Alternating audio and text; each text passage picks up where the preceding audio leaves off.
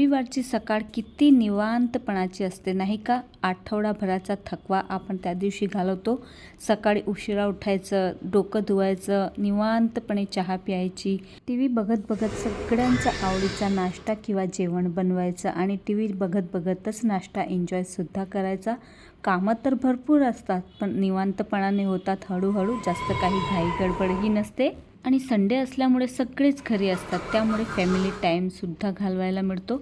कामं तर आठवड्याभराची पूर्ण करायची असतात पण होतात ते हळूहळू, एवढी काही घाई गडबड नसते आणि आठवडाभराचा थकवाही आपला निघून जातो. मी टाईमसुद्धा आपल्याला भेटतो आणि भरपूर असा भाजीपालासुद्धा स्टोअर करायचा असतो. तर माझा तर रविवार असाच जातो पण मी एवढी घाई गडबड करत नाही आणि काही ना काही आवडीचं जेवण आपलं म्हणा किंवा मुलांचं म्हणा किंवा मिस्टरांचं म्हणा, काही ना काही आवडीचं जेवण तर बनवतच असतं. आज सीझनचा पहिला गाजरचा हलवा बनवला आहे आणि रताळ्याचे भजेसुद्धा बनवले आहे.